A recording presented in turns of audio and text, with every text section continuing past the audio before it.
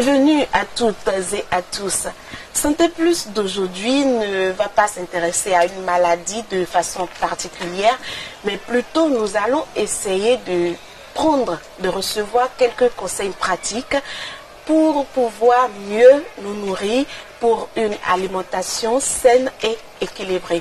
Et pour ce faire, nous avons ici avec nous Monsieur Patrick Zinvoedo, nutritionniste diététicien, que nous avons d'ailleurs le plaisir de recevoir sur Santé Plus. Bonsoir Monsieur Zinvoedo. Bonsoir madame. Bienvenue à vous. Merci beaucoup. Alors déjà, nous allons vous demander de nous confirmer, parce que souvent nous entendons dire que bien manger, c'est gage de bonne santé. Confirmez-vous cela? Oui, bien manger, vous savez, le mot bien, ça donne le sens d'équilibre. Et c'est manger dans un bon sens. C'est pas se gaver de n'importe quoi. C'est manger pour donner au corps les nutriments dont le corps en a besoin. Parce que vous savez, notre corps est constitué de plusieurs organes et chaque organe joue son rôle. Et quand je prends par exemple le cœur, c'est pour les aliments amers. Quand je prends le foie, c'est pour les aliments acides. Quand je prends le poumon, c'est pour les aliments épicés. Quand je prends le rein, c'est pour les aliments salés. Et quand je prends le pancréas, c'est pour les aliments sucrés. Mais est-ce que nous le savons? Non. Il faut savoir faire ce dispatching et permettre à chaque organe de jouer son rôle. Et en retour, il nous apporte du bien-être. C'est là où il faut connaître comment bien manger et répartir les glucides, les protéines et les lipides selon comment l'organisme demande la portion, surtout les portions. Parce que nous ne mangeons pas en portions, on mange pour manger. Au lieu de prendre beaucoup de légumes, on prend beaucoup d'accompagnement et peu de légumes. Alors qu'on a besoin de légumes, les légumes contiennent toujours des fibres dont l'organisme en a besoin pour jouer son rôle de transit intestinal. Alors justement, votre réponse nous amène à vous demander comment bien manger. Voilà, bien manger, c'est retrouver les deux principes.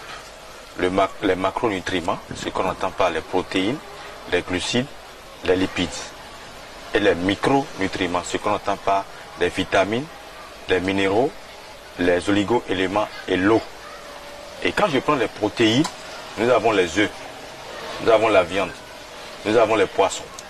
Quand je prends les glucides, nous avons les yams, nous avons le manioc, nous avons la patate douce, nous avons aussi le maïs. Tout ça, c'est des glucides. Et l'homme a besoin au moins 40 à 55% de glucides par jour. Ce qui lui apporte au moins 1 kilocalorie propre à ses activités. Et quand je prends les protéines, c'est ça qui constitue le corps. Quand on voit un homme debout, s'il n'a pas de protéines, ça veut dire qu'il aura l'anémie, manque de fer. Et là, il serait confronté à d'autres maladies liées aux globules rouges. Malheureusement, s'il est né avec, s'il a une drépanocytaire, là, on doit suivre son alimentation. Maintenant, les lipides, on a besoin de lipides. Les lipides, c'est ça qui nous apporte l'énergie quand on travaille. Donc, les glucides et les lipides sont des partenaires. Celui qui mange bien, il doit prendre au moins des acides gras insaturés. D'où je viens vers les huiles, les noix. Tandis que quand je prends les noix d'arachide, les noix d'arachide, les noix de chocolat, les noix d'amande, on en a besoin pour notre santé. Et je rentre dans les micronutriments. Les micronutriments, c'est des choses importantes qui améliorent le corps. Quelqu'un qui a un mauvais cholestérol, quelqu'un qui a le diabète, quelqu'un qui a l'hypertension, ça veut dire qu'il ne respecte pas les micronutriments. J'en vais vers les fruits et légumes. Et les fruits et légumes, ça doit être quotidiennement. On doit manger les fruits et légumes quotidiennement. Mais, à cause des moyens, ou bien peut-être la désinformation, ou bien la pauvreté créée par nous-mêmes, on se dit qu'on n'a pas les moyens. C'est surtout les moyens parce que les fruits et légumes ne sont pas à la portée de tous aujourd'hui au Bénin, ça coûte un peu cher. Alors, ça coûte cher, mais nous avons le temps d'aller dans les pharmacies pour chercher des médicaments. Parce que si on va chercher des médicaments, ça veut dire qu'il y a un manque.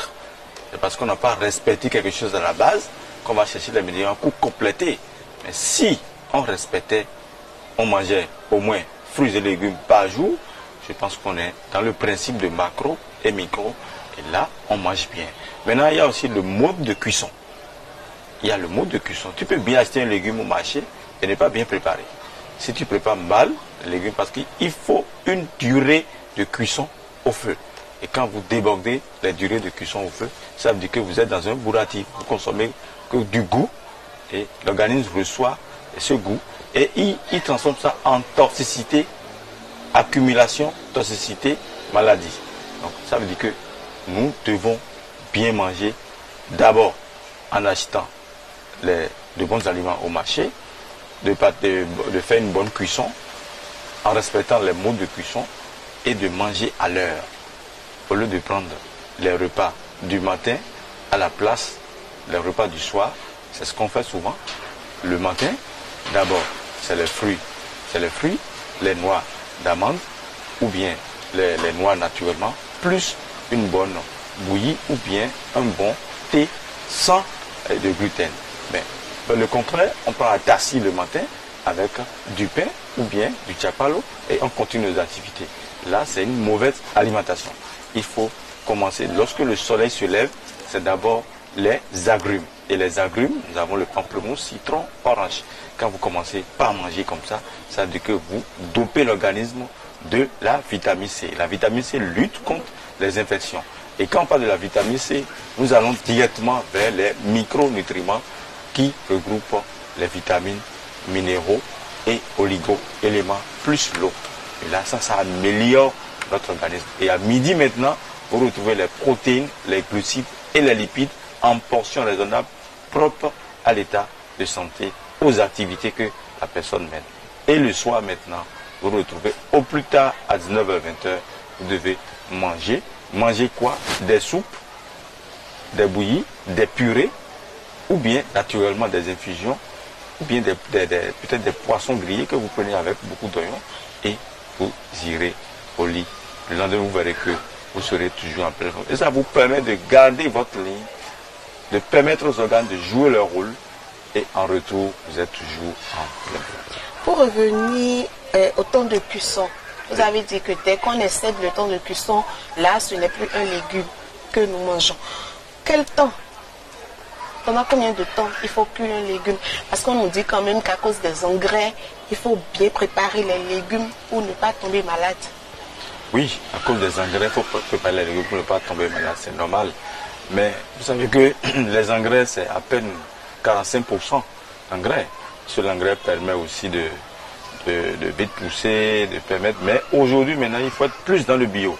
Quand vous êtes dans le bio, ça vous permet de bien manger, de regrouper les vitamines et minéraux. Alors, la durée de cuisson, c'est au plus quand vous prenez, par exemple, je prends le chayo qu'on appelle menthe poivrée. Le chayo, quand vous cherchez du bon chayo, il faut prendre au plus, je vous dis au plus, 4 minutes pour la cuisson. Et comment ça se fait? Vous mettez d'abord dans un canadien cuite, vous chauffez l'eau. Et quand vous chauffez l'eau, vous mettez directement la feuille dedans et vous comptez bien 4 minutes. Vous éteignez le gaz ou bien le réchaud, ce que vous voulez. Et vous enlevez ça du feu. Après quelques minutes, vous verrez qu'on commence par sentir l'odeur de chayo. Ce chayo maintenant, c'est son eau que vous allez prendre pour préparer la sauce, pour bénéficier de ces vitamines. Mais si ça dépasse les 4 minutes, ça veut dire que vous avez perdu naturellement le chrome et le magnésium et l'antioxydant qui se retrouve dans le chayo. Donc là, vous consommez du vide et vous ne consommez rien, ça ne nous apporte rien dans l'organisme. Peut-être le goût et vous accentuez sur ça pour dire que c'est bien fait. Pire encore, les gens mettent de la sésame et la peau du bœuf dedans pour rehausser les goûts. Non, ça n'a pas de sens. Il faut soit vous avez une protéine de source, les œufs, du fromage, du poisson, ou bien autre, les huîtres, ou bien les crabes, les langoustes, et vous mettez ça dans votre sauce pour manger. Mais ne mélangez jamais du poisson avec la peau du bœuf, ou bien du poisson avec fromage. Non. C'est là où on revient vers inconfort intestinal. Et à ce niveau, on peut se retrouver dans d'autres états. Allez voir un gastro-entérologue qui va vous consulter, vous interdit surtout les aliments fermentés parce que vous faites des mélanges hétérogènes dont le côlon n'accepte pas. D'accord. Alors, dites-nous, quels sont les aliments qui vont ensemble? Est-ce qu'on peut, par exemple, pour le déjeuner, faire des omelettes, mettre de la viande, des saucissons, faire un mélange? Est-ce que tout ça, ça va ensemble?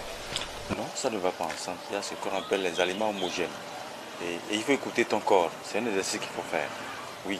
Est-ce que, par exemple, les matins, les œufs dont vous parlez, quand je prends l'œuf, nous oublions souvent l'œuf de pintade. Et aujourd'hui, maintenant, j'attire votre attention sur les œufs. Il y a plus de bons œufs aujourd'hui. Il faut faire attention sur les œufs. Je vous conseillerais simplement, si vous voulez prendre des œufs, allez à la soucier les bonnes dames qui vendent des poulets naturels. Posez-leur des questions. Je veux des œufs naturels. Prenez les œufs qui sont blancs. Qui sont blancs, voilà. Et ces œufs ont une source de protéines complète pour la santé. Alors, si vous voulez les sauter, il suffit seulement de prendre une petite quantité d'huile, une cuillerée à soupe d'huile, un œuf. On dit un homme, un œuf par jour. Alors, vous prenez un œuf qui vous apporte déjà au moins 45% de protéines et vous prenez 4 ails avec de la tomate fraîche que vous écrasez et vous faites votre petite friture avec les œufs et vous rachez naturellement votre ail. Vous mettez ça, une cuillerée à soupe d'huile d'arachide ou bien l'huile d'olive ou bien l'huile de baobab.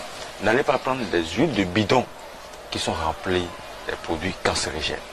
Les gens prennent les huiles de bidon pour préparer avec. Attention, c'est pas du tout bon. Donc vous prenez une cuillerée à soupe avec oignon, ail, un peu de laurier, un peu de tomate fraîche que vous écrasez et vous obtenez déjà votre œuf sur plat. Et attendez, ne prenez jamais l'œuf avec du pain. Parce que le pain, l'œuf déjà contient du protéine. Et vous prenez encore du pain sur l'œuf. Parce que nous n'avons pas la culture de la portion. Un béninois de vous peut prendre un pain baguette avec un œuf. Ce n'est pas son problème. Alors qu'un pain baguette, déjà, il faut voir le taux de glucides d'amidon, de la farine blanche. Et on participe à une indigestion chronique, peut-être 2 à 3 jours avec les œufs. Et où sont les jus de fruits? Le matin, je l'ai dit tout à l'heure, il faut prendre les agrumes. Donc, vous mélanger citron, pamplemousse, orange, plus les œufs. Je pense que vous êtes déjà dans les macros et les micros en petit déjeuner. Et ça vous apporte des nutriments en retour pour mener vos activités matinales. Si je finis de prendre ce plat-là, par exemple, je peux boire un verre d'eau fraîche dessus? Non, pas d'eau fraîche. Dans la matinée, c'est de l'eau tiède, des infusions pour démarrer la journée. Et quand je dis infusion, il faut faire aussi attention. Il y a l'infusion, la décoction. L'infusion, ce n'est pas les thés importés. Quand vous prenez par exemple le clou de girofle, ce qu'on appelle en fond Atik Barota, ça va vous aider beaucoup. Quand vous prenez par exemple le aroé, ce qu'on appelle noix de Brésil, vous concassez, vous faites son infusion, ça va vous aider. Quand je prends les feuilles de laurier, ça va vous aider. Quand je prends les feuilles de menthe, ça va vous aider.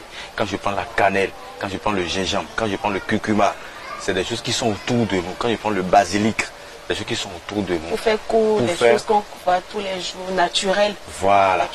C'est pourquoi dans nos maisons, il faut qu'on prévoie toujours une partie pour cultiver ce genre de choses. Et facilement, on les cherche. Quand tu les cherches, tu les nettoies, tu participes à l'infusion dans ton thermos. Et après 1 heure de temps, tu obtiens une bonne infusion à une essence naturelle. Et ça te permet de faire déboucher tes artères et tes ventricules. Et tu as un cœur qui bat bien. Et quand tu as un cœur qui bat bien, la tension ne t'interpelle pas. Les matières grasses sont des éléments quand même très indispensables pour le bon fonctionnement de l'organisme.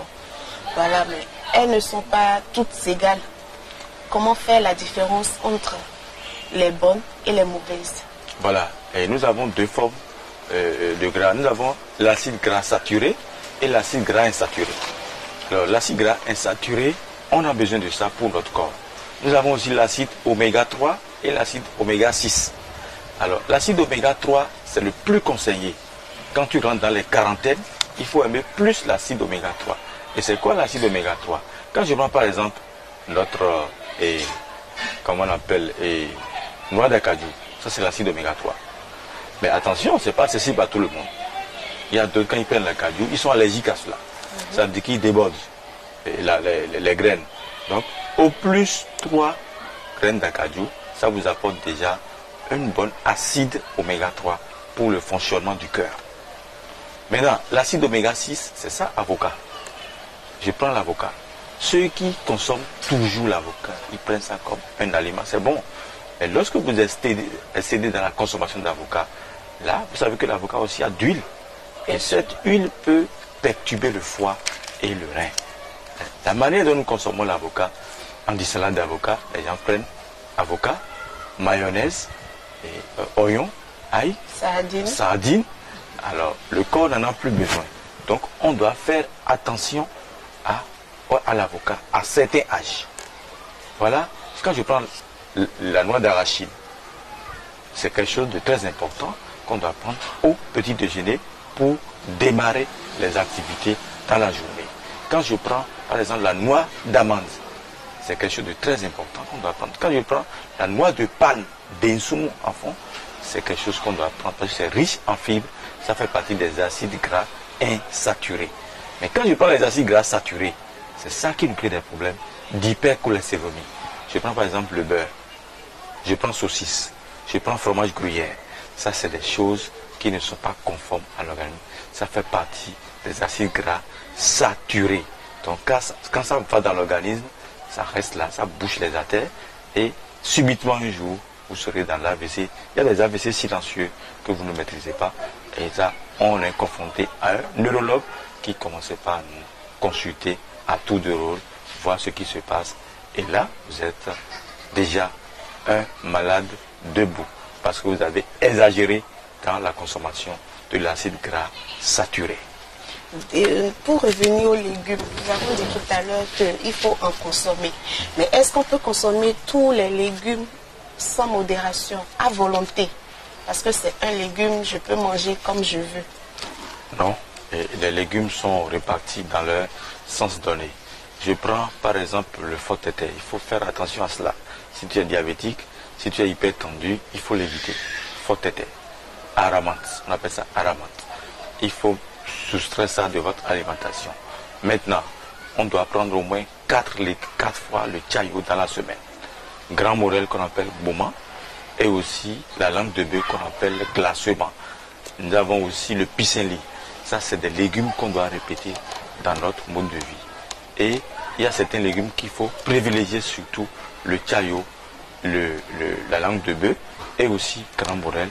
Ça, c'est des légumes qu'on doit répéter dans la semaine pour garder notre santé, la ligne et ne pas éviter à tomber dans certaines maladies de civilisation qui nous guettent à tout moment parce que nous sommes dans la déportion, c'est-à-dire on ne mange pas en portion, on mange comme on veut, on fait le suivi gastronomique, c'est-à-dire Pierre mange de la viande du porc, moi si je l'accompagne parce que c'est le plaisir, non, vous n'avez pas les mêmes organismes, vous n'avez pas les mêmes pathologies, donc il faut éviter de suivre ce que l'autre mange et aimer à manger en qualité. Il y a le principe qualité, portion, ça c'est chez les personnes du troisième âge de 40 à 10. Chez les enfants, qualité, quantité. Là, je pense que je mange bien en portion. Mais qualité et quantité, ça c'est les enfants. Qualité, portion, ça c'est les personnes du troisième âge. Autrement dit, quand on grandit, il faut faire attention à la quantité. Donc voilà comment il faut manger pour être en pleine forme. Nous avons fait le même exercice avec les fruits. Est-ce qu'il faut en consommer à volonté aussi? Oui, les fruits, ça fait partie des micronutriments. Nous devons aimer excessivement les fruits. Tous les fruits? Tous les fruits. Tous les fruits. Bon, quand nous rentrons dans les détails allergiques, il ne faut pas consommer tous les fruits. Quand je prends quelqu'un qui est allergique à l'orange, il doit écouter son corps. Quand il prend l'orange, il a quelle Comment savoir qu'on est allergique à l'orange? Oui, on suppose quand il prend l'orange, après 2 heures de temps, il a le reflux. L'acide revient au cou. Ou bien le lendemain, il commence à contracter des boutons autour. Donc il doit réfléchir pour dire, qu'est-ce que j'ai mangé? Mais avant-hier, je n'étais pas comme ça. Mais qu'est-ce qui m'a apporté ça? C'est l'orange. Quelqu'un qui prend l'arachide, par exemple, il est allergique. Quelqu'un qui prend la papaye peut avoir commencé la diarrhée. Donc ça veut dire que la papaye n'est pas bonne pour la personne là. Donc il doit commencer par écouter son corps, surtout l'orange et le citron. Les gens aiment tellement le citron le matin, ils prennent ça avec de l'eau chaude, mais c'est allergique. Et il est vrai que ça diminue le pH de l'organisme, Mais ça ne veut pas dire qu'il faut exagérer la consommation du citron. L'ananas, par exemple, c'est quelque chose qu'il faut éviter d'en consommer parce que c'est acide, sucré, fermenté. Ça fait 3 goûts pour l'organisme. Donc, ceux qui consomment trop d'ananas, ça peut leur provoquer des problèmes de rupture de rétine, rupture de la vitamine A. Ça peut leur apporter aussi la vitamine C. Je prends par exemple ceux qui sont du groupe sanguin AB. C'est avec l'ananas qu'ils font le régime. Quand ils prennent l'ananas maintenant avec la viande, ils diminuent du poids. Donc, chacun a son cas. Quelqu'un qui aime tellement la banane, ça veut dire qu'il prend trop de potassium. Parce que quand il prend toutes les bananes, c'est l'excès de potassium IL. Donc, toutes les bananes sont riches en potassium. Quand tu consommes trop de bananes et tu aimes à consommer les protéines, ça veut dire qu'un jour, tu seras hyperprotéiné. Et quand tu es hyperprotéiné, le rein est infecté. Et quand le rein est infecté, ça veut dire que tu as affaire avec un nephrologue. Le nephrologue t'interdit de ne plus consommer la banane et aussi les protéines. Voilà des exercices comme ça qu'il faut faire. Tous les fruits sont permis, mais nous avons l'habitude de prendre des fruits en quantité voulue. Non, c'est pas bon. Les soirs, souvent, les gens se regroupent au cours d'une lampadaire. Ils peuvent prendre 10 oranges. Ils disent, moi j'aime les oranges. Non, c'est pas bon. Il faut limiter les oranges. Et les oranges se prennent le matin avec de l'eau tiède. Ceux qui sont allergiques peuvent diluer un peu avec de l'eau tiède. Et je pense que ça va leur apporter des nutriments dont ils ont besoin. Votre mot de fin à l'endroit de nos internautes? Oui, j'exhorte les internautes à suivre cette chaîne. C'est une bonne chaîne, très thématique. Et j'attire votre attention sur 3 principes à savoir. Le matin, il faut vite commencer son petit déjeuner entre 7h et 9h. Le petit déjeuner est composé d'abord par les jus de fruits. À midi, entre midi 30 et 14h30, manger des repas résistants. Beaucoup de légumes, peu d'accompagnement. Ça peut être yam pilé, ça peut être la pâte noire qu'on appelle télibor, ça peut être ça peut être... Mais attention au sésame. Si vous voulez consommer de légumes, ne mettez pas beaucoup de sésame. Et le repas du soir, je vous en prie, consommez au plus tard à 19h. Le repas du soir doit être purement léger. Il y a certaines personnes qui disent c'est à table le soir qu'on retrouve la petite famille pour manger. C'est normal, mais commencez par vous habituer. Vous verrez que vous serez en pleine forme, surtout en santé, parce que vous contrôlez ce que vous mangez et les organes fonctionnent naturellement. Fin de cette émission que nous vous remercions d'avoir suivi et nous espérons que vous avez pris du plaisir à nous suivre. Merci et on espère aussi que vous avez pu retenir quelque chose de tout ce qui a été dit par notre nutritionniste diététicien, monsieur Patrick Zinvoido. À la prochaine et bye bye.